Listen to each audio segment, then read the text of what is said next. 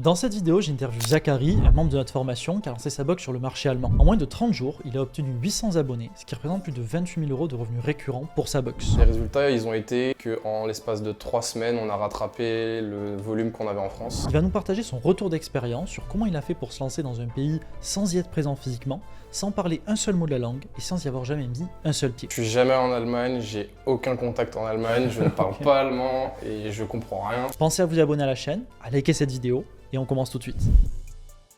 Salut Zach, toi tu t'es lancé en Allemagne, donc première question, pourquoi tu as choisi de te lancer sur le marché allemand? Le marché allemand, car sur notre secteur de boxe, c'était un marché qui était hyper grand, il y avait une grosse demande et personne sur le marché. D'accord. On a fait quelques études dans les différents pays européens autour et c'était celui qui ressortait le mieux, il y a même plus de futurs clients qu'en France. Ok. Donc opportunité de se lancer sur ce nouveau marché, quoi. D'accord, ok. Gros marché, le marché allemand au final? Ouais, complètement. Ok. C'est un marché qui est gros en termes de superficie, donc il y a beaucoup de personnes et c'est un marché qui a un pouvoir d'achat assez important. Pour lancer une box, c'est un des meilleurs marchés par rapport à la France. Ils ont aussi une autre mentalité par rapport au e-commerce. Ils sont plus habitués à commander sur internet, ils ont un plus gros pouvoir d'achat, donc ça favorise les lancements. Ok, donc ça faisait sens.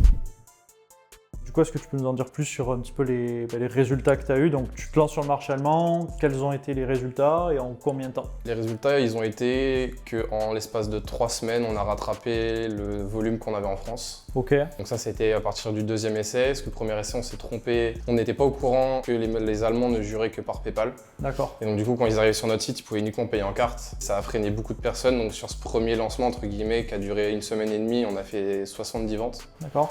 Donc nous, on voulait 100 ventes pour valider, on n'était pas satisfait. Du coup, on a envoyé des mails à tous ces clients-là pour savoir qu'est-ce qui allait, qu'est-ce qui allait pas, pour essayer de comprendre un petit peu, parce que le marché était, comme je te dis, il y avait le double de potentiels clients sur notre niche, il y avait vraiment le double sur le secteur allemand. Donc on comprenait pas pourquoi. Et au final, c'est ressorti que les gens n'avaient pas PayPal et qu'ils payent uniquement avec PayPal, parce qu'ils ont la protection des achats, etc. Donc tu mets PayPal.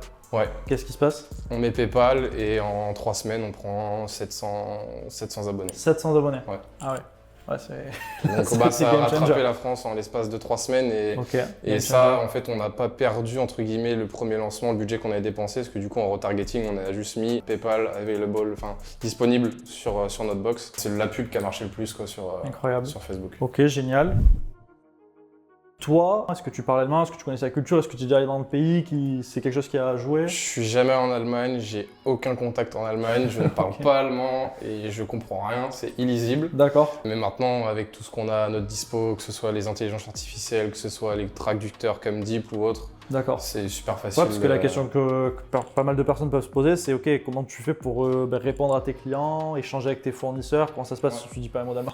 Tout ce qui est fournisseur, vu que c'est l'Europe, nous la plupart de nos fournisseurs étaient européens, donc on parle en anglais avec eux. Donc Anglais. eux, ça leur changeait juste le point de livraison. Et puis maintenant, tout ce qui est traitement SAV, la personne qui se charge de ça, elle a traduit tous les mails. D'accord. Tous les mails sont traduits, ils sont revérifiés, etc. D'accord. Avec ChatGPT, au moins on est sûr que le vocabulaire est correct. Ça vous complique pas tant que ça vous complique pas Du tout. le quotidien finalement. Du tout. Et même, Tu vas vraiment faire un copier du message, Ouais. et tu vas coller sur ChatGPT, comprendre et faire l'inverse. C'est ça, on copie-colle, tout simplement. Et la mentalité aussi beaucoup plus différente. Enfin, on voit au niveau des retours SAV, on a beaucoup plus de retours par rapport aux Français, que ce soit positif ou négatif, que les Allemands sont beaucoup plus light, il y a beaucoup moins de demandes, ils sont beaucoup moins chiants. Alors on ne sait pas si c'est notre secteur ou pas, D'accord. mais ça favorise la prise de décision et ce qui est ressorti lors de nos recherches, qu'ils sont plus favorables, ils ont plus l'habitude de commander sur internet, donc ils sont moins dans l'attente au niveau des délais de livraison, ils sont beaucoup plus compréhensibles. Donc ça facilite. Ok, donc niveau traduction, finalement, c'est simplement un jeu avec différents outils et tu peux tout gérer. Complètement. Mais toi, aujourd'hui, tu me disais que tu es expatrié en Espagne. Tu arrives à vendre en Allemagne. Comment ça se passe ça au quotidien? Comment tu fais pour gérer ton business en Allemagne alors que tu n'es pas sur le territoire? L'avantage principal, et c'est ce que notre business est dans les box, c'est qu'on a juste besoin d'un ordinateur. À partir du moment où la logistique est déléguée à un prestataire, on a juste besoin d'un ordinateur pour gérer les fournisseurs, pour gérer la communication, pour gérer la logistique. Donc nous, ça se gère, tout gère avec ça, quoi. Parce que pour la communication, par exemple, comment vous faites pour communiquer sur le marché allemand sans y être? On reprend exactement le même contenu qu'on a sur nos publicités en France. On les traduit en allemand, évidemment, donc aussi bien en texte qu'en audio. Donc l'audio, on utilise des intelligences artificielles qui viennent mettre la voix en allemand directement. Maintenant, au lancement, on n'était pas encore au courant de toutes les IA qui existaient, donc on utilisait TikTok. Ok, TikTok, on peut mettre une voix sur les textes. d'accord. Donc on mettait le texte en allemand, on allait sur TikTok, ça nous sortait la bande son on la mettait sur le montage et ça nous faisait nos publicités. Et après, c'est la même chose qu'en France, du Facebook Ads sur TikTok et on a nos réseaux d'influenceurs ambassadeurs où on leur envoie la box, ils nous renvoient une vidéo et on sert de ces vidéos-là pour faire de la publicité, quoi, qui est D'accord. directement dans la langue. Et du coup, Ok.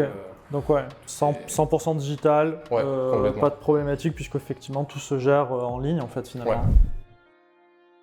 Ok, donc toi Zach, tu as d'abord commencé sur le marché français, ensuite tu es allé sur le marché allemand pour Ouais. étendre le business. La question que je pense que pas mal de personnes peuvent se poser, c'est est-ce que l'inverse est possible avec ton retour d'expérience? Parce que tu penses que vous êtes directement par exemple sur le marché allemand ou sur un marché étranger, c'est quelque chose de possible? Ouais, c'est complètement possible. On traduit tout est traduisable, que ce soit le site, la communication, trouver la logistique dans le pays ou même garder celle que vous avez actuellement en France. Même si vous préparez vos box en France, c'est possible de les envoyer à l'étranger. Donc ouais, c'est complètement possible. Maintenant, on a tendance à choisir la facilité et de se sentir à l'aise dans le marché dans lequel on se lance. Donc la France, c'est le premier qui vient à l'esprit. Mais vous ferez les mêmes choses que ce soit en France ou à l'étranger, ça sera exactement les mêmes process, exactement les mêmes choses à faire à chaque fois. Donc à partir du moment où l'offre est bonne, ça peut être complètement faisable. Et nous, à refaire, on aurait lancé directement sur le marché allemand parce qu'on aurait eu plus de résultats dès le début. Ok. Ça aurait changé pas mal de choses et on se serait peut-être lancé en France après ou quoi que ce soit. Et on a fait dans ce sens-là, mais l'inverse est complètement possible. D'accord, donc quoi, finalement tu dirais pas se mettre de barrière mentale et y aller, quoi. Il n'y a aucune barrière à se mettre, hein. On a tous des traducteurs, tout est sur internet, donc on peut lancer en Chine, en Russie, peu importe. Du moment que le prix final de la livraison par rapport à là où c'est envoyé est correspondant à l'offre et à ce que les gens vont recevoir, on peut envoyer dans le monde entier, quoi. Parfait Zach, je te remercie pour ton retour. Pas de souci. À plus. J'espère que vous avez apprécié cette vidéo, qu'elle vous aura permis de voir qu'il est aujourd'hui possible de lancer son business de box sur d'autres marchés que la France, comme a pu nous l'expliquer Zachary. D'ailleurs, pour les membres de la formation Golden Box, il y aura un live d'organisé cette semaine dans le groupe de la formation, dans lequel vous pourrez lui poser directement toutes vos questions. Aussi, si vous ne l'avez pas encore vu, j'ai fait une vidéo complète sur le sujet qui vous explique pourquoi les marchés étrangers sont une excellente opportunité pour lancer son business de box par abonnement et comment vous pouvez vous aussi lancer votre box étape par étape sur ces marchés pour en profiter. Il vous suffit simplement de cliquer juste ici pour la visionner. C'était Johan des Co-Founders et sur ce je vous dis à bientôt.